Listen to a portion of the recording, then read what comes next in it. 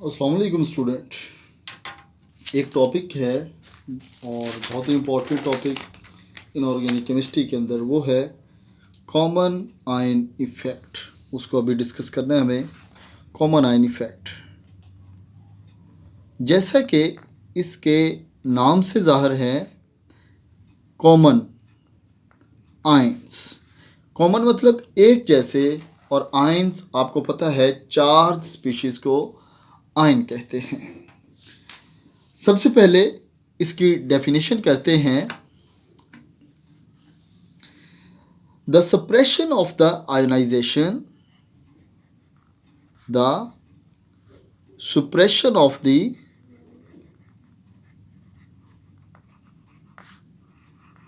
ionization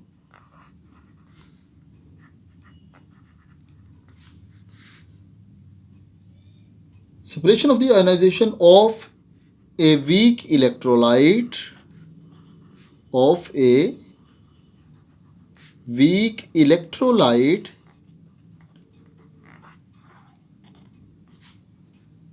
by adding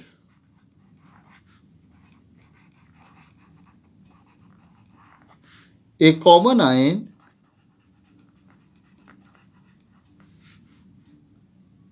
from the outside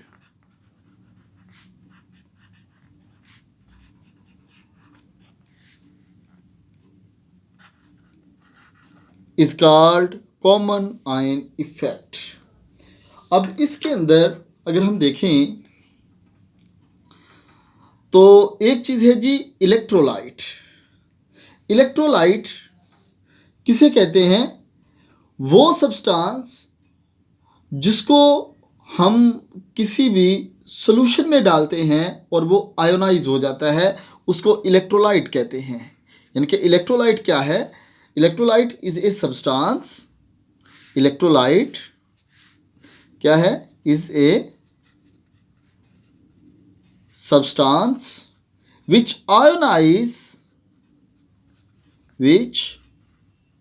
ionize in the solution। ठीक है, जो solution में आयोनाइज होता है उसको इलेक्ट्रोलाइट कहते हैं। अब इलेक्ट्रोलाइट दो किस्म के होते हैं। इलेक्ट्रोलाइट की दो टाइप होती हैं। एक वो वाले इलेक्ट्रोलाइट जो फुली किसी भी सॉल्यूशन में ऐड होने के बाद आयनाइज हो जाते हैं। ठीक है, हम तो इनको फिर दो टाइप में डिवाइड कर लेते हैं। एक को हम कहते हैं स्ट्रॉन्ग इलेक्ट्रोलाइट और दूसरी को हम कहते हैं बेटा weak electrolyte. Strong electrolyte is that electrolyte when added in the solution 100% molecules are converted into the ions. उसको हम स्ट्रॉन्ग इलेक्ट्रोलाइट कहते हैं। जैसे एग्जांपल है इसकी, HCl को अगर पानी में डालें तो ये HCl 100% आयंस में कन्वर्ट हो जाता है, हाइड्रोजन केटाइन, और ये Cl एनाइन में कन्वर्ट हो जाता है। ठीक है, और ये 100% मॉलिक्यूल डिसोसिएट हो जाते हैं।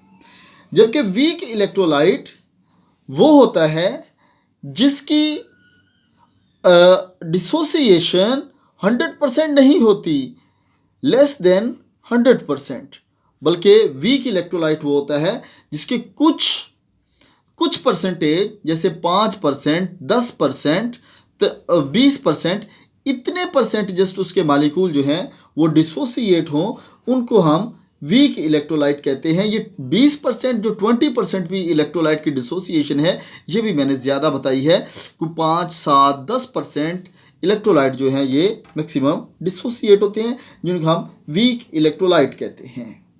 ठीक है, हम ये कहते हैं यहाँ से कि ये जो स्ट्रॉन्ग इलेक्ट्रोलाइट है, इसको हम कहते हैं कि इसकी जो एक्सटेंट ऑफ आयोनाइजेशन है, एक्सटेंट ऑफ आयोनाइजेशन वो 100% है। एक्सटेंट ऑफ आयोनाइजेशन क्या है बेटा जी? इसकी 100% ये इसकी एक्सटेंट है। जबकि जो वीक इलेक्ट्रोलाइट हैं, ये इनकी जो एक्सटेंट ऑफ आयनाइजेशन है वो बहुत कम होती है। और जो वीक इलेक्ट्रोलाइट की मैं आपको एग्जांपल दे रहा हूँ वो है बेटा NaCl in the water. NaCl एक वीक इलेक्ट्रोलाइट होता है। तो ये तो बात हो गई इलेक्ट्रोलाइट की, और साथ उसके मैंने आपको ये भी बता दिया कि वीक इलेक्ट्रोलाइट कौन सा होता है जिसके 100% मॉलिक्यूल सॉल्यूशन के अंदर डिसोसिएट नहीं होते।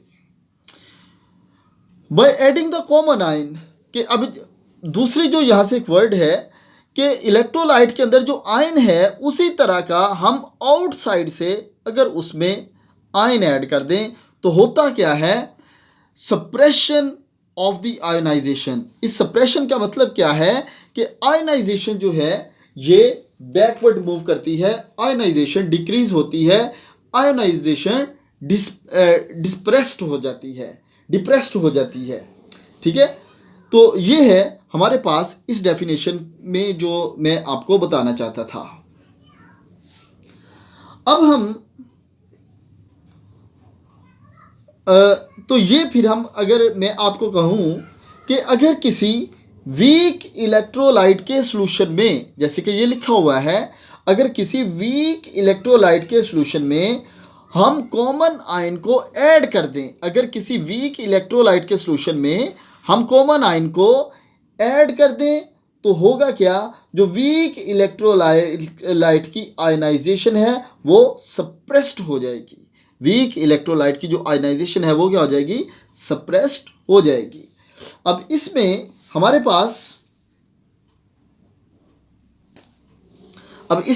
पास देखिएगा कि एक है एग्जांपल, चलें NaCl की ले लेते हैं। Na positive and Cl negative, ये आयंस में डिसोसिएट हो जाते हैं। और अगर ये इनकी डिसोसिएशन वीक है, ये वीक इलेक्ट्रोलाइट है, तो रिएक्शन फॉरवर्ड और बैकवर्ड दोनों साइड के ऊपर मूव करता है। स्टार्टिंग में हमारे पास ये जो NaCl है ये सॉलिड में है, लेकिन ये जो सोडियम कैटाइन है और क्लोराइड का एनाइन है ये अब एक्वस फेज में आ चुके हैं। ठीक है, यानी कि ये सॉलिड कन्वर्ट होते हैं एक्वस फेज में, और एक्वस फेज वाले जो आयंस हैं ये दोबारा सॉलिड में कन्वर्ट हो जाते हैं। इस चीज़ को समझने के लिए हमारे पास एक प्रिंसिपल होता है जिसको हम ली चैटरियल प्रिंसिपल कहते हैं, या ली शैटरियल प्रिंसिपल भी इसको कहते हैं। ली चैटरियल प्रिंसिपल,